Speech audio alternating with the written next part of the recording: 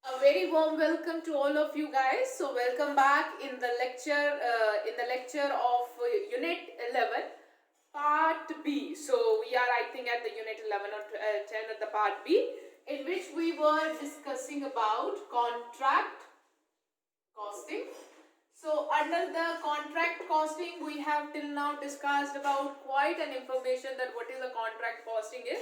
So contract costing is based on just the principle that is of a job costing, but thing is that the contract costing is for the contract that is for the long duration, the job which is for the long duration and is generally related to the construction work. So this is what the contract costing is related to. Moreover, in most of the costs under the contract costing is also direct. So we don't have a need to find out the specific basis for the apportionment and the allocation of the different costs.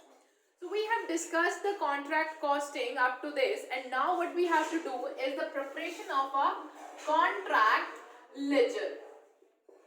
So just like under the job costing, we prepare job cost sheet which include all the costs that is related to the job. Similarly, we prepare contract ledger which include all the costs which is related to the contract. So that particular contract that is being executed by the constructor at that time. So whatever the cost that is related to those contract will be included under the contract ledger. So this is what we are going to study it down under the contract ledger. So let's start over here. A contract is a number is known by the number allotted to it. So you guys, we have already studied, just like a job costing, under the contract costing we also allot a number to the contract. Like contract number 216 is there, contract number 418 is there, or whatever. So contract is known by number also, and the number and the terms and the condition of the contract pertaining to it are recorded in the contract ledger. So means for each contract we will be preparing separate contract ledger, and in the different contract ledger we will be recording all the cost and all the proceeds that is related to that particular contract. So this is what we are going to do under the contract preparation of a contract ledger. So if I go show you guys, you guys can say, if I show you guys a format of a contract ledger. So the contract ledger basically, or the contract account which we are basically going to prepare. So it is something like this. So just a moment, let me. So if we prepare it, so it will be something like that. So with all the side there will be particulars and amount. Generally we don't start it like a T1. So it will be consisting of quite an information related to the contract, that is will be the heading of it, and from here we will be starting with the particulars and the amount. So this is the debit side of a contract, this is the credit side of a contract, and here we will be writing about the contract number. Then along with that, date of completion, on which date the contract will be completed. Then the file number will be there, site will be there, and then there will be remarks over here. So not only that, there will be other information that is on the other side, that is a contract price. So we have to write the contract price also, and then we have to write the term of payments, how the payments will be there, up to what value, and work certified, up to what level the work has been certified or has been completed, and the date on this column, where or up to what date the contract ledger has been prepared. So our contract ledger, or you guys can say our contract account, look like this in the books of any contractor. So these are the particulars that is related to the contract ledger. So now one by one we will be discussing about the different amounts or the different costs that we are going to show up in this contract ledger. So as we all know, the first cost that will be related to this contract is the material.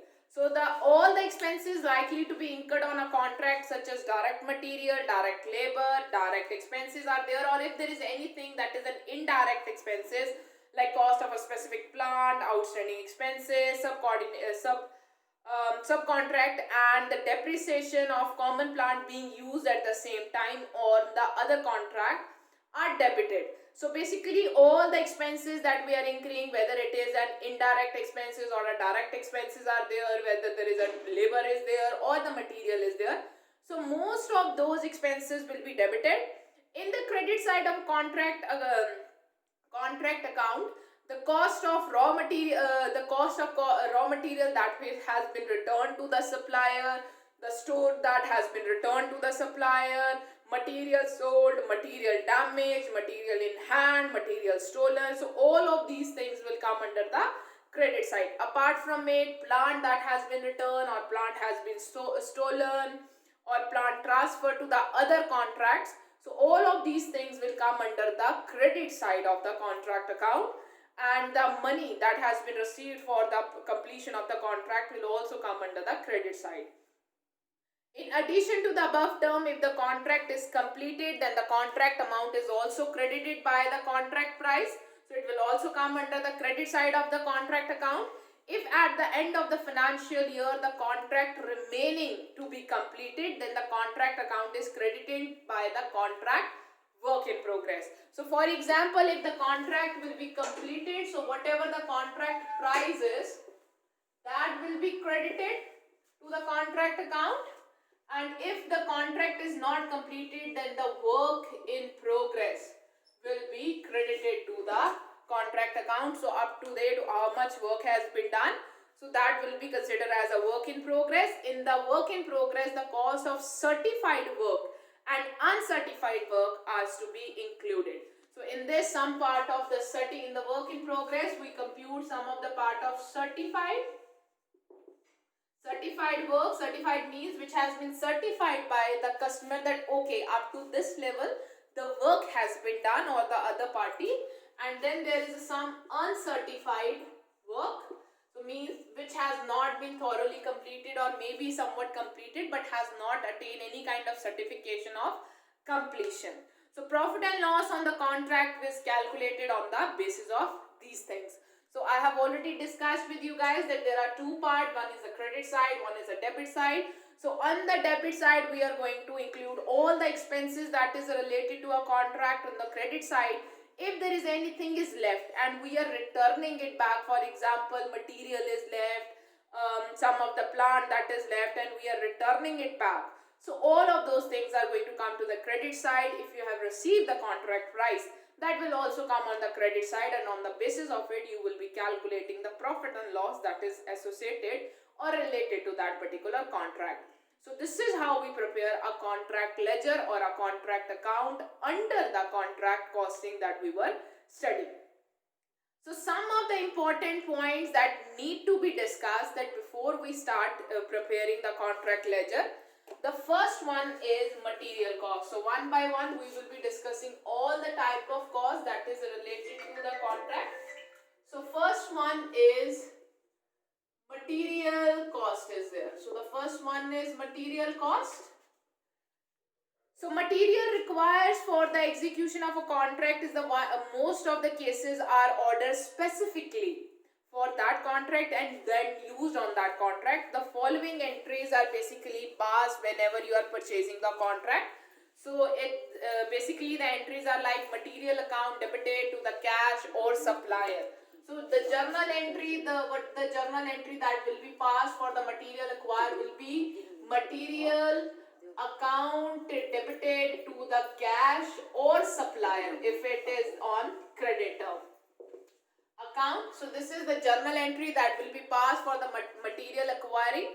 So under the contract costing, what is the important thing that is related to the material is that most of the material that has been purchased is basically related to that contract. It's not like this that there is some specific or a common material is through which it is allowed to the different kind of contracts. No.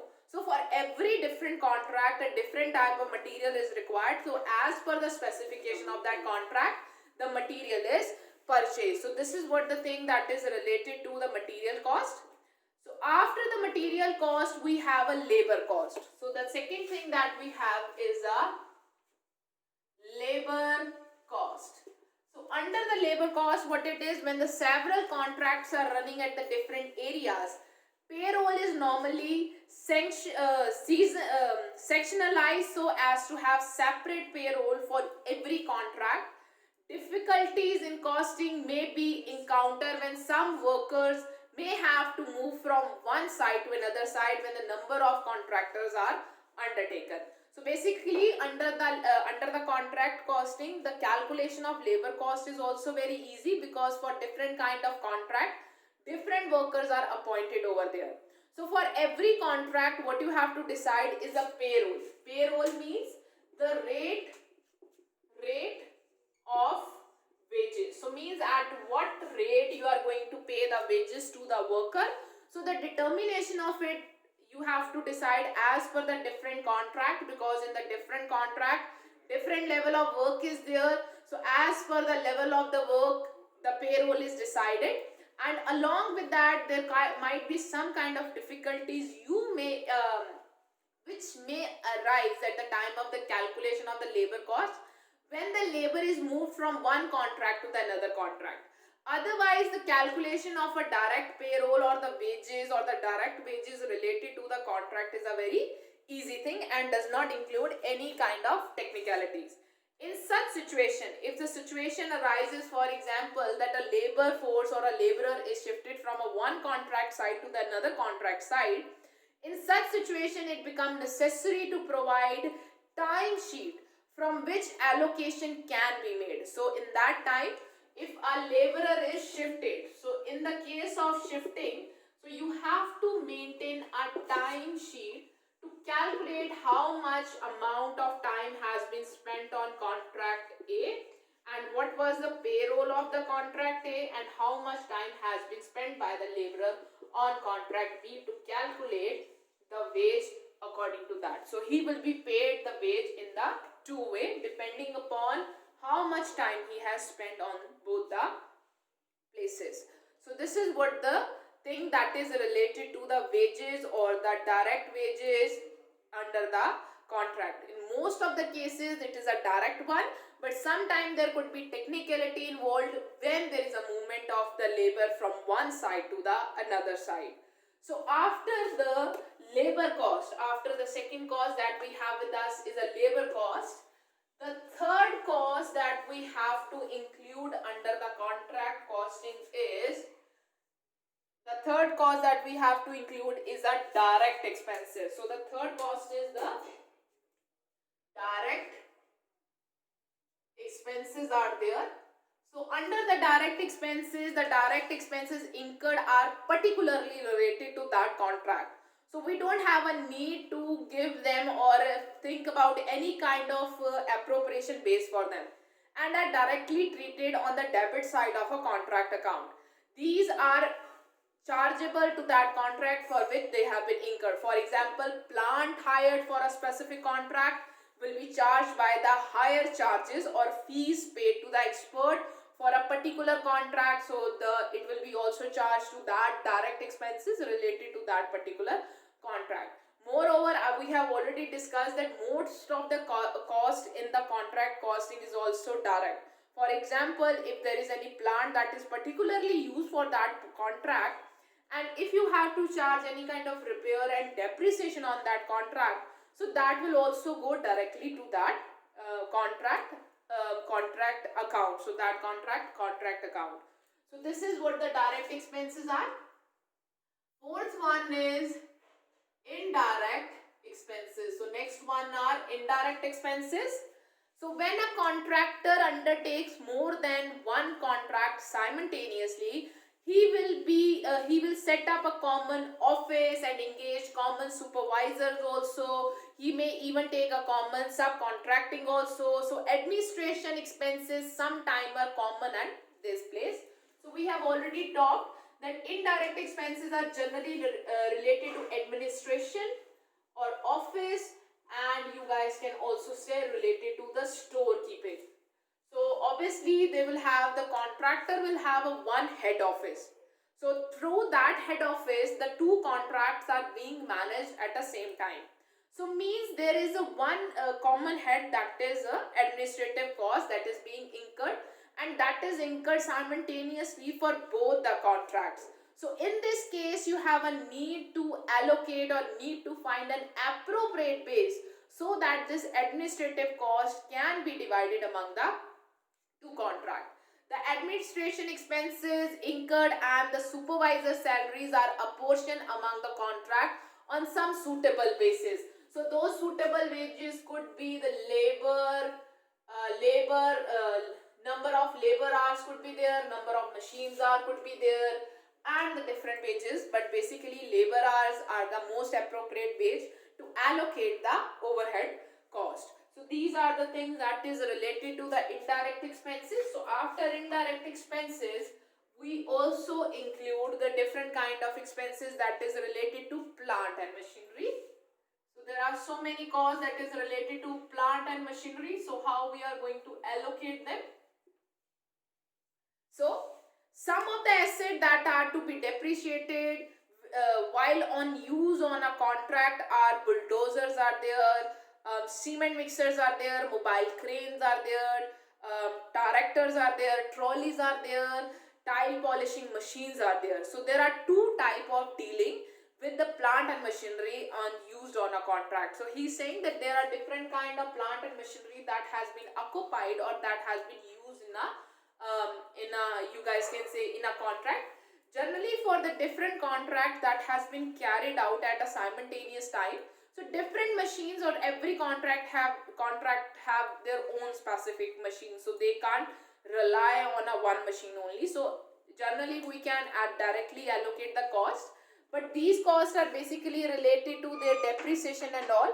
So when a plant or machinery is specifically purchased, so there are two cases related to the plant and machinery cost is when the plant and machinery is specifically purchased for a contract. So if you are specifically purchasing a plant and machinery, then it will lead to the all the charges that is related to that plant and machinery, whether it is a repair charges, whether it is a depreciation charges. So on the basis of how long that machine has been used in that contract, you can directly allocate all of that cost to that particular contract. When the plant and machinery is used relatively for a shorter duration on a contract, then the contract account is charged with the depreciation of plant or machinery. So it could be like this: if it is used for a shorter duration of time, then for that duration you will be charging the depreciation and allocating to that machinery. And if it after a while has been shifted to the other contract, then the time has to be taken care of, that for how many days or how many months the machinery has been used in a one contract, then for how many months it has been used for the second contract, and on the basis of it, its depreciation and repair can be allocated between the two contracts. So this is what the cost that is related to the plant and machinery. So after the plant and machinery, the next cost that we have is a subcontracting cost. Subcontracting cost. So the next thing we have is with us is a subcontracting cost.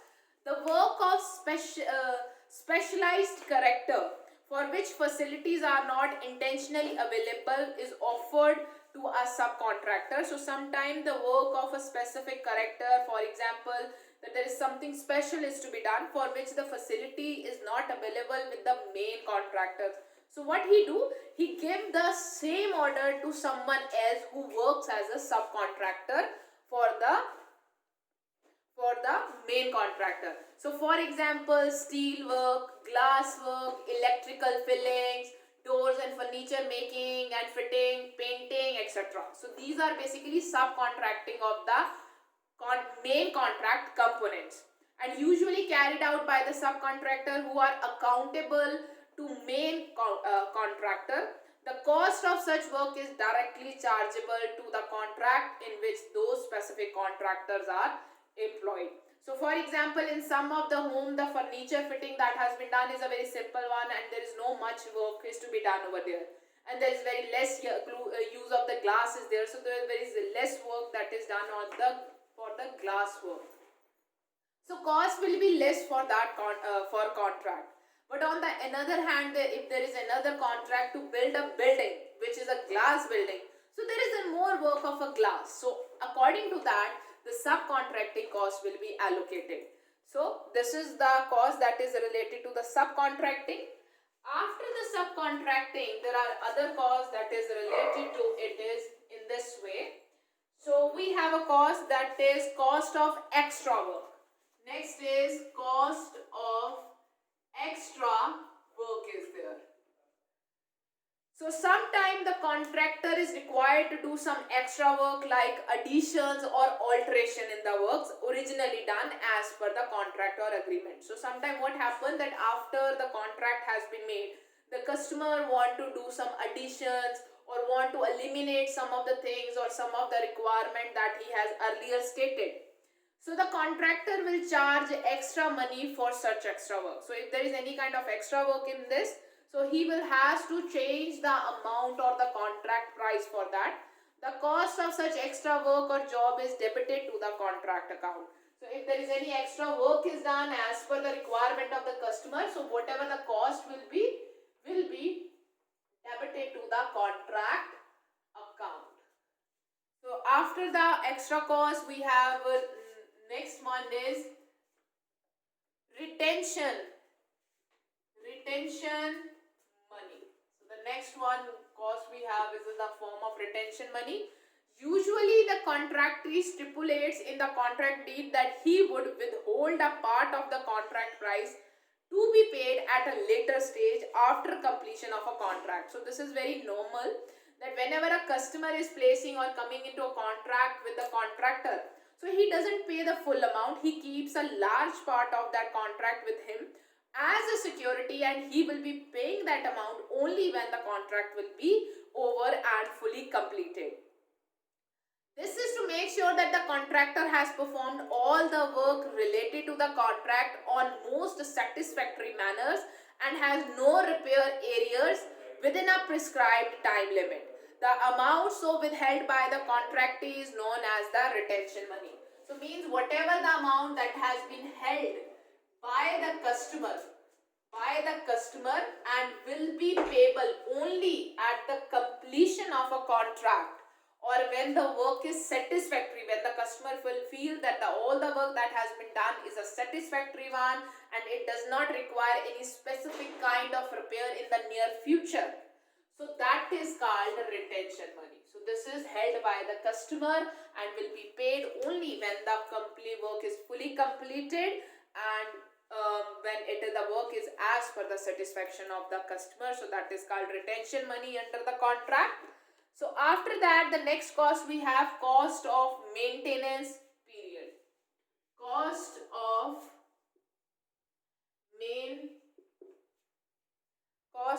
maintenance period. So this is the next cost that we have with us. Sometimes contractors are required to maintain the work during a specified period after completion. The cost of maintenance is also debited to the contract account. So this is also debited. So sometimes this is a cost of maintenance of the construction or the construction site. So sometimes it's also happened that the work has been completed, contract has been done, everything has been constructed, but the customer has still not taken the, you guys can say that the customer has still not taken the or acquired that contract or the house that has been constructed. So in that case, the contractor is sometimes allowed with an extra work to maintain the house till the customer does not shift into it. So that is whatever the extra amount that has been spent by the contractor to maintain the construction site, that is also called that will also be debited to the contract account. Next is progress payment.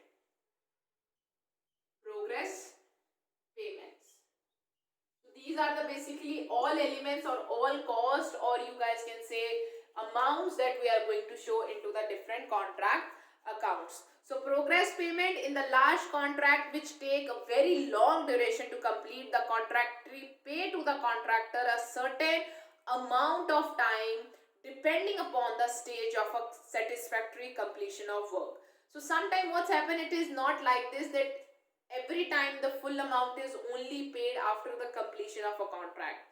Sometimes the contracts are of such a big duration that it has been pre-decided between the contractee and the contractor that after the completion of a certain stage, this much amount will be paid. So that is called progress payment.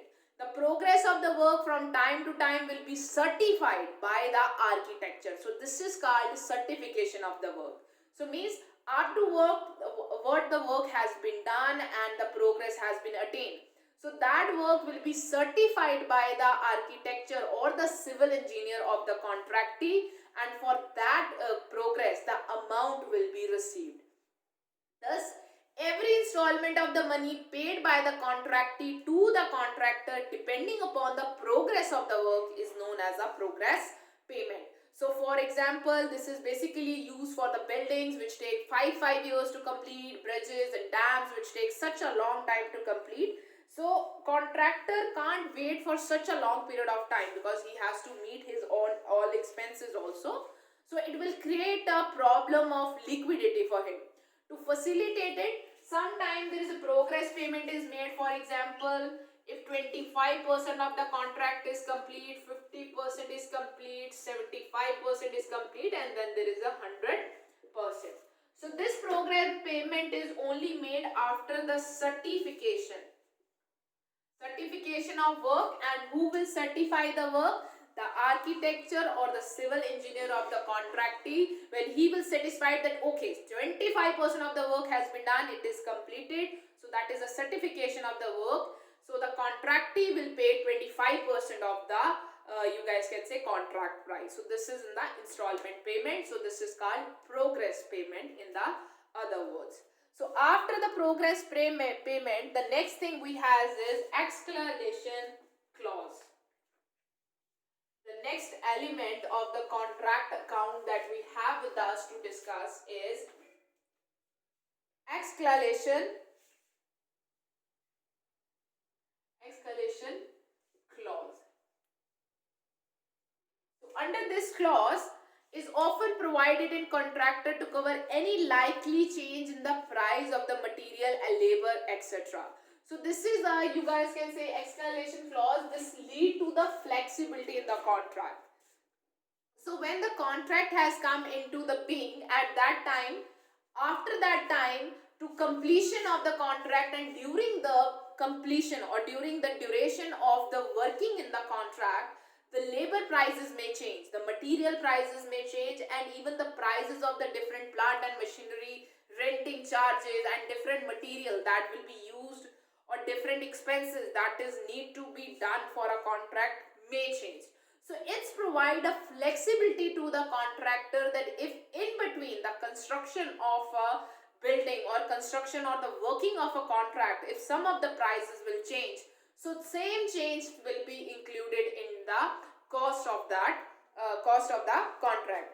Thus a contractor is entitled to suitable enhance the contract price. So means this escalation clause provide flexibility to the contractor that if in between the performance of a contract, if material prices, labor prices or any other prices increases, then he will be eligible. He is very much eligible that for him contract price is also increased. If the price rise beyond a given percentage, the object of this clause is to safeguard the interest of a contractor against the unfavorable change in the cost. The escalation clause is of a particular importance where the price of material are anticipated to increase or where the quantity of material labor cannot be actually estimated. So this exclamation clause is basically used when the contractor is very much certain and the work of the contract is spread over a period of time. So if it is over a period of time, for example, for the completion of contract, it is going to take 2 or 3 years.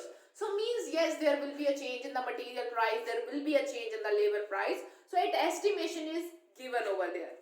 Moreover, when this clause is also used when the contractor is not able to ascertain that how much quantity of material and the labor will be used in it. So for that also he keeps an exclamation clause in it, which keep the flexibility to the contractor and safeguard the interest of the contractor, that if there is any unexpected or unfavorable change in the material prices or the other expenses that is related to the contract, he will be able to increase the contract price for same, so that he doesn't suffer any kind of loss in this case. Just an exclamation clause safeguard the interest of the contractor by upward revision of the contract price and or a contract value. A de-exclamation clause may be inserted too to look after the interest of the contractee by providing the downward revision of the contract price, or if there will be decrease in the price of material or the labor. So in that case the de-exclamation clause will also be included.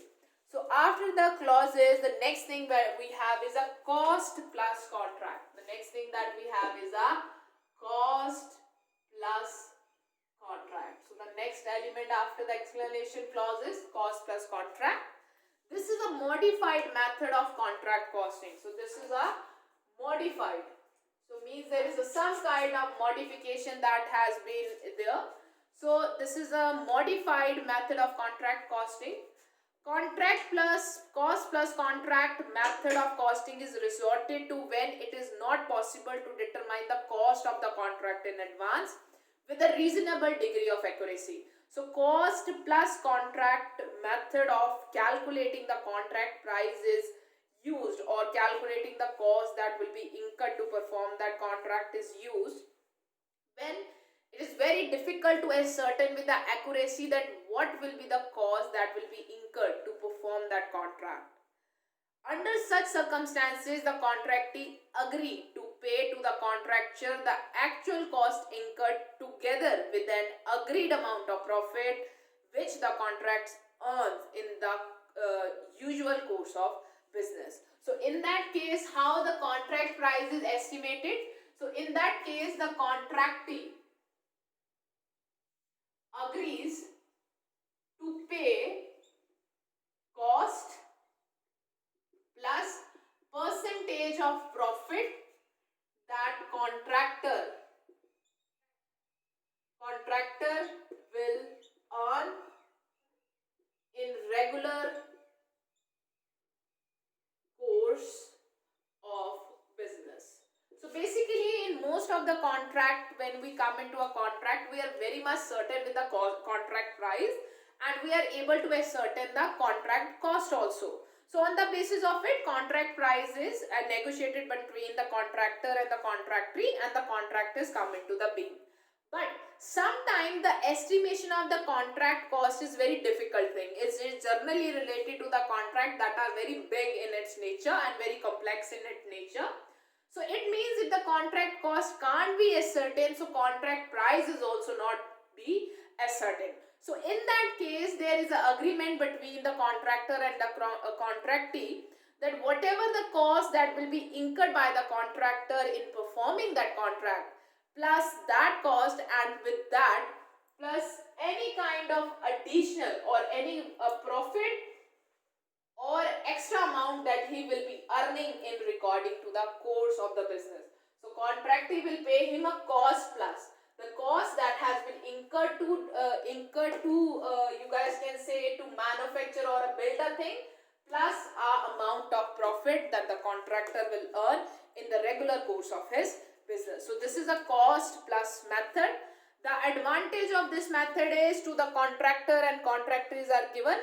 So to the contractor, there is totally risk free. He is very much sure that he is going to earn the profit, because no matter how much cost will increase, he is going to cover up the cost and he is going to get some proportion of the profit also. So means in this case, there might be the contractor will not focus toward the cost control also. So there is a bargain in the contract prices in future under this type of a contract. It simplifies the work also. So there is not much technicality is involved in this case. So this is another element that is related to the contract accounting, that is a contract plus accounting. Cost plus contract. So after this, the next thing that we have to discuss is the next term that we have to discuss is a work certified and the work uncertified. So we have already discussed something related to it, work certified and work uncertified.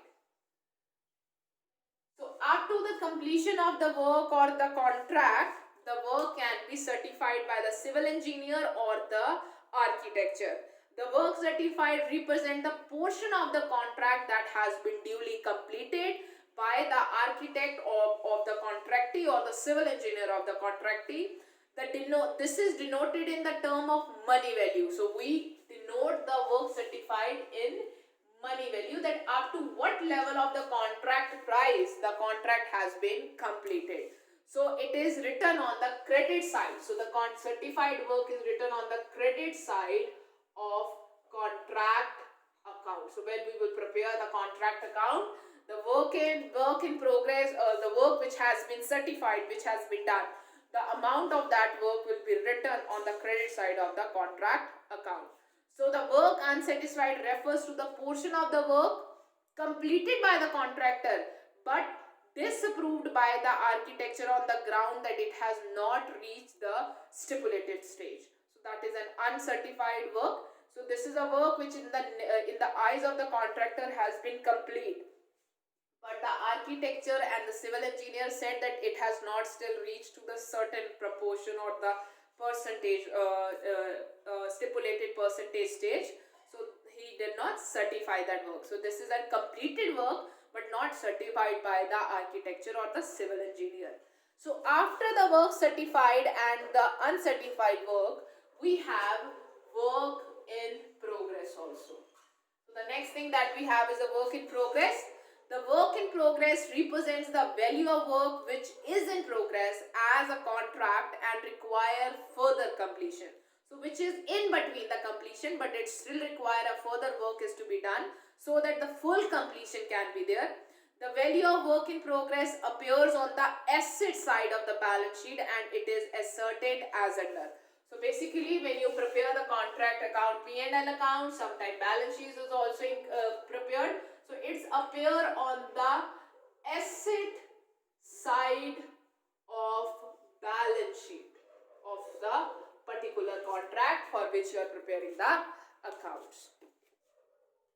So after the work in progress, the next thing that we have to read is discusses loss of completed contract and incomplete contracts. Loss of completed contract and incomplete contract. So this is the loss that will be related to it. Every loss on contract, whether completed or incompleted, should be transferred to profit and loss account in full. This treatment is justified on the basis of prudence concept. So means if there is any kind, as we work from the concept of prudence, that is you have to account for all the losses but never anticipate your profits. So for that you have to provide for the losses. For every loss if you occur on a contract, whether that contract has been completed yet or not completed, you have to account for the losses and you have to transfer that losses into P&L account. In case of incomplete contract, it is expected that in the future also the contract is subject to loss. So as we are running from the prudence, we can't go with the saying that maybe when we will complete the contract will turn profitable. No.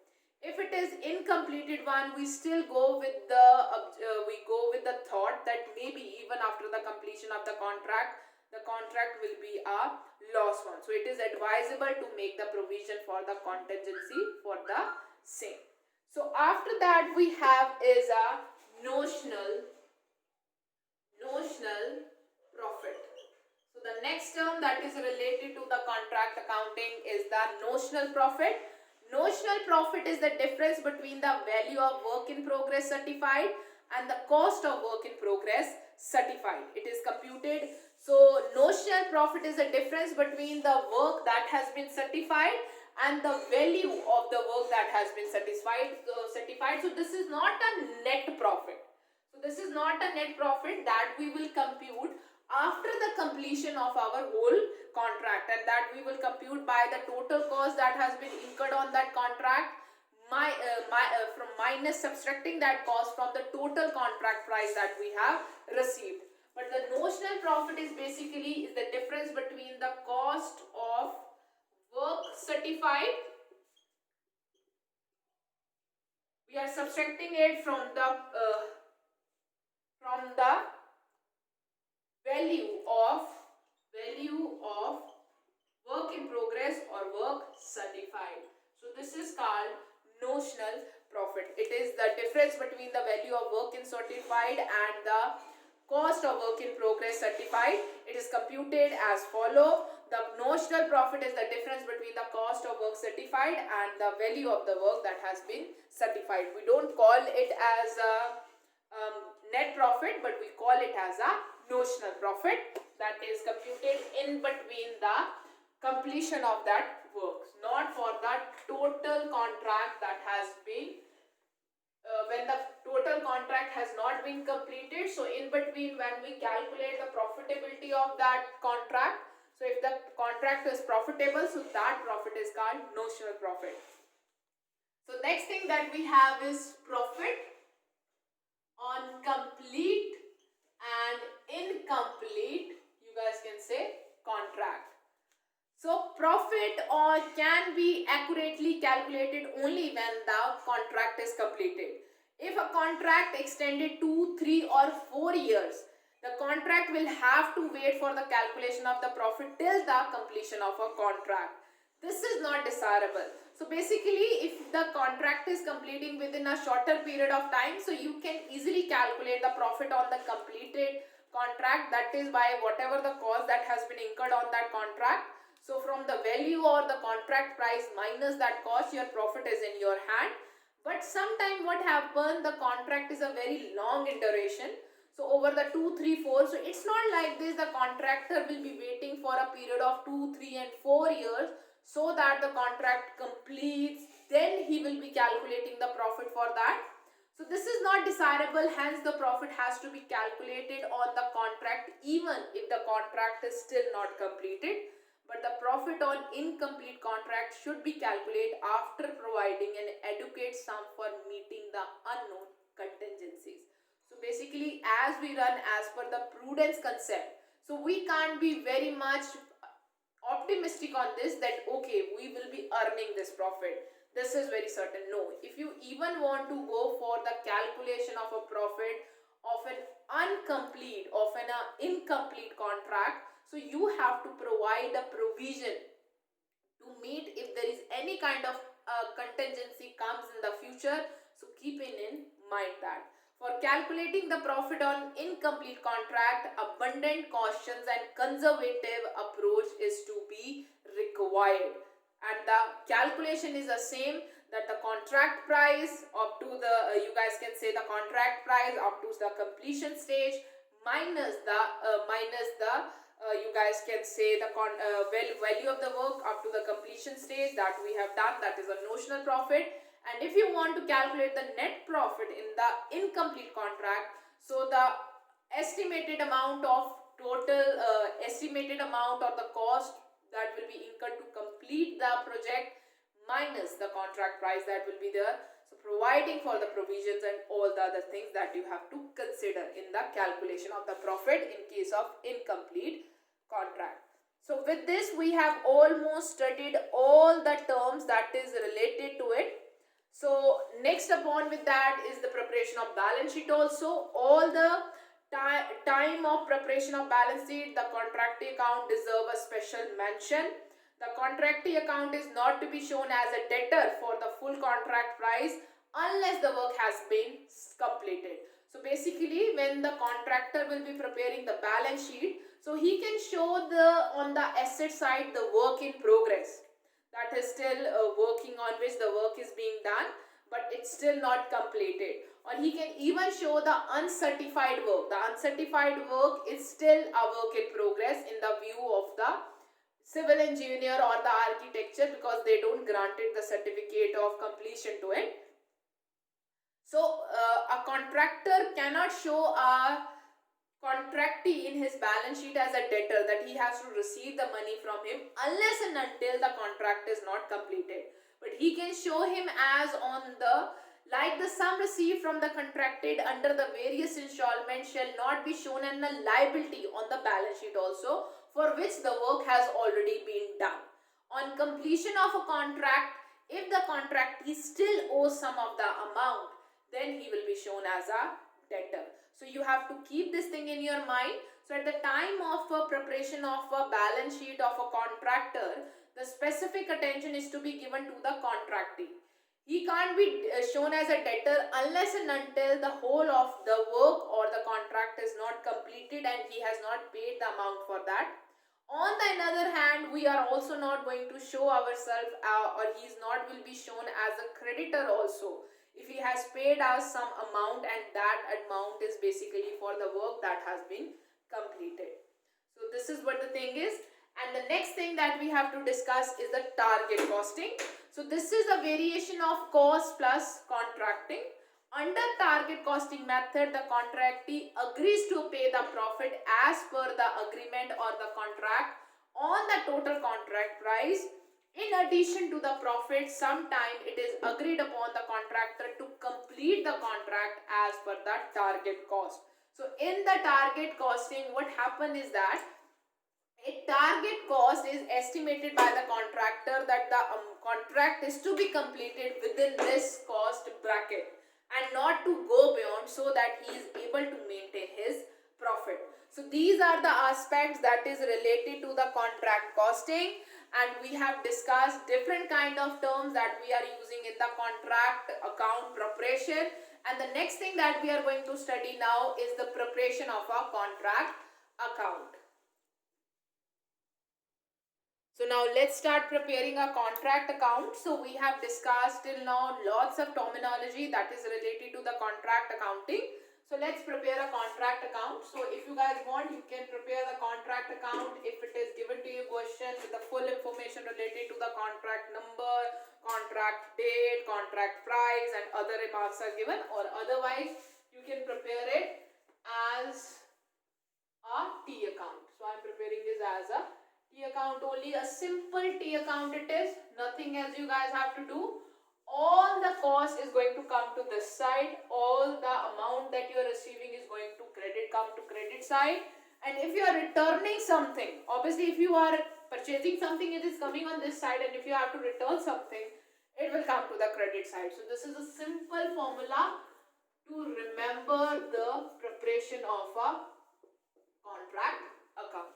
So let's start doing it. So first of all, given to us, Vikas undertook a contract for a construction of a building. Material purchase is 2 lakhs. So if it's material purchase, so I will be writing over here material purchased, that is of 2 lakhs. So it's come to this side. Next thing is material supplied from stores, 30,000. So from the contractor store, material supplied is 30,000. So we have noted that down. Next is material returned to store, that is 4,000. So this is the material return. It will come to which side? Credit side. If you guys want, you can write the credit and debit on this side. So material returned to store, that is 4,000. So come to the credit side. Material costing 5,000 was stolen, and material worth 6,000 was destroyed by the fire. So this is the material that we have lost. So it will go to the by profit and loss account. So it will go in the profit and loss account of the contractor. So this is a total loss. So this is basically a total loss that the material has been stolen. material stolen and material destroyed. So material stolen is of rupees 5,000 was stolen. So 5,000 material stolen is a total loss, so will go under the P&L account. And material 6,000 worth was destroyed by fire. So this is a 6,000, that is a loss that we have incurred because of the loss by fire. So you guys can write it down in spite of the material loss by fire also. So this is a thing. Next thing is material costing 3,000 were sold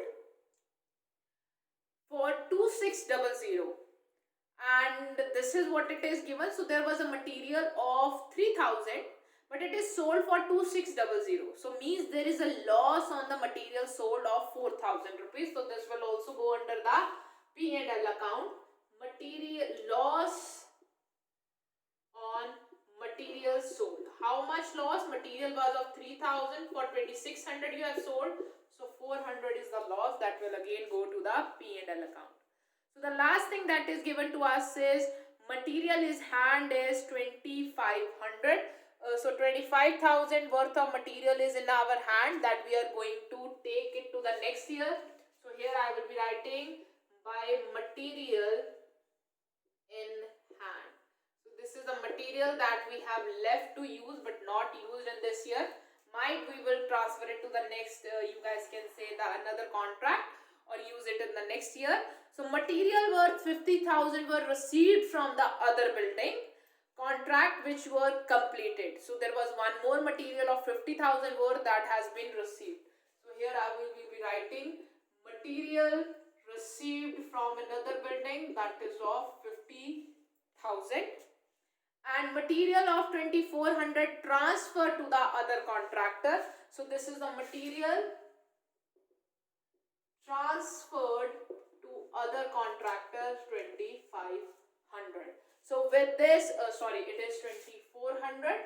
So with this we have prepared, show the above particulars in the contract account. So we have almost written all the things that is related to the material, and this is how the transaction will be put under the contract account, which is particularly related to material. So material that we are receiving or that we are purchasing will come to the debit side. Material that we are transferring to the other account or the material that we have sold or material in hand will come to the credit side. If there is any loss in material, if there is any kind of loss that you have made in the material, so it will be transferred to the profit and loss account on the loss that you are making on a material. So this is a basic contract account that we have prepared all for the transactions that is related to the material only. So with this we will be performing one more question of a contract costing. The contract price, so there was a contract which was undertaken by the Kartik Limited. So there is a one, you guys can say contract which is undertaken by the Kartik Limited, and on 1st July 2008 for 3 lakh rupees. So we are given with the contract price that is 3 lakh rupees. Following expenses are incurred on the contract. Material consumed is 72500. Material that has consumed is 72500. Next, which is given to us is material in hand. So at the end, material that we have is of 30,000. Next thing which is given to us is direct wages. So direct wages is given to us is of 40,000. So this is a full-fledged question. Direct expenses of 42,000. Next thing which is given to us is plant purchase. So there is a plant which has been purchased for 50,000. So these are the basic expenses given to us, and the contract price is of 3 lakh. The contract is completed on 31st March 2019 and the contract price was duly received also. Provide depreciation at the rate of 10%. So there is a depreciation that is to be provided at the rate of 10%. And indirect expenses are 20% of the direct wage. And we are also given with the indirect expenses, that is 20% of wage. So this is the information is given. Prepare a contract account and calculate all the profit and loss that is related to this account. So what you guys have to calculate is you guys have to prepare a contract account, making a same kind of a contract account over here. So I will be making it in a T shape. So this is the debit side, this is the credit side, amount, particulars. So this is the thing that is given to us. If you guys want, you guys can also include a date column for the same in the same account. So first of all, let's start with the purchase of plant and machinery and the material that is there and the other thing that we have used.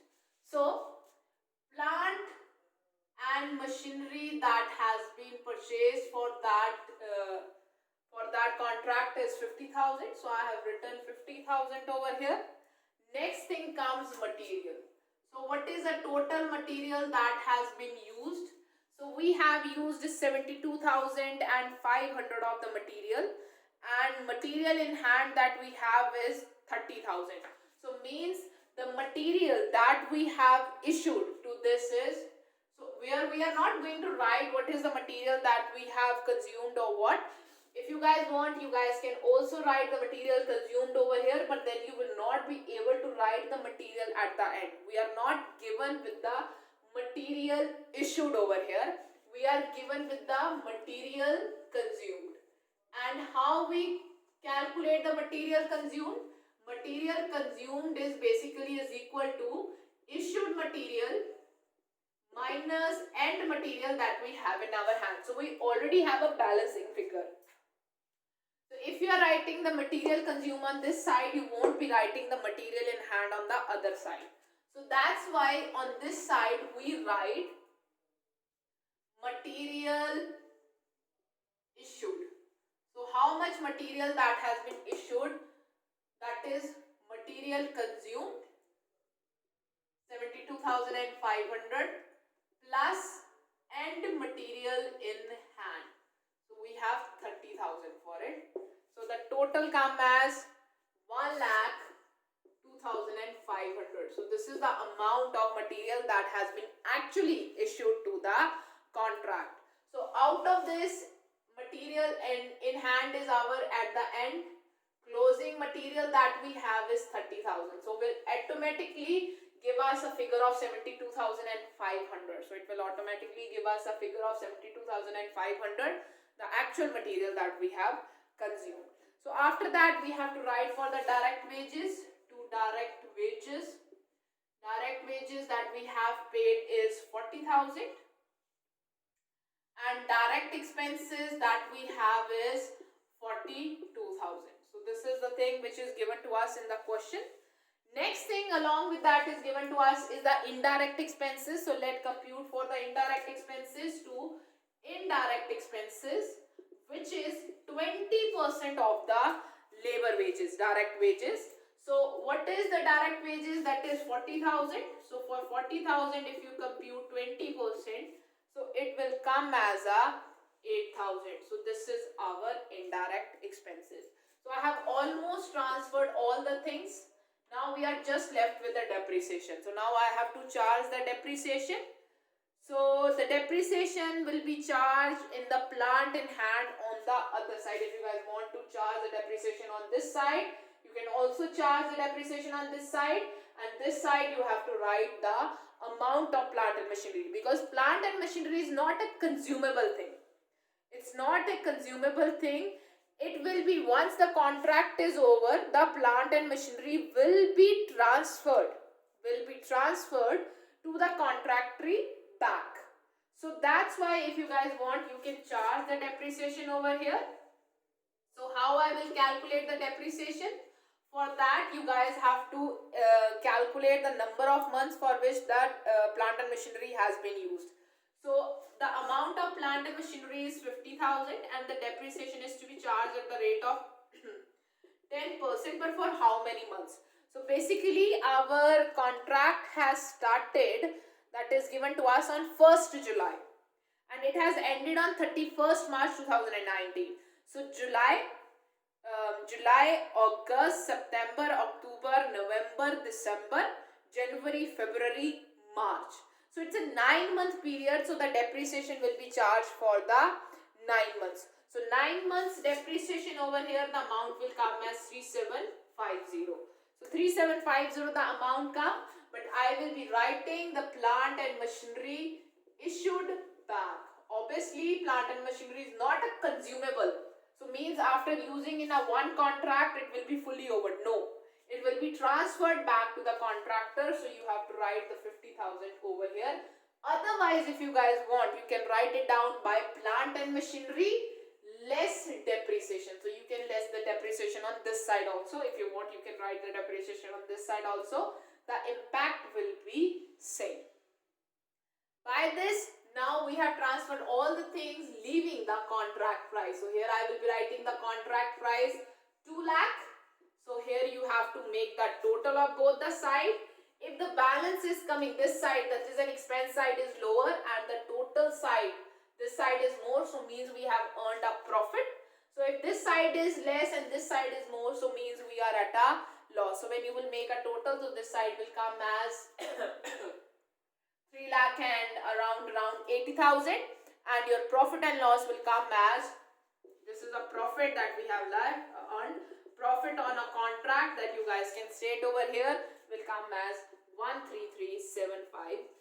So this is the profit that we have earned on a contract. So this is how we make a contract price. So you guys have to work in a little conscious in this contract account, because it is not related to not same with a particular P&L account that we make. It's not related to that, because we have to transfer back the material that has been saved, that has not been used, and transfer back the machinery also that has not been utilized, because it is not a consumable one. You can charge a depreciation to increase the cost, but you can't consume it total, so you have to transfer it back. So with this, our contract costing is over. Thank you so much guys for your time. Have a nice day ahead.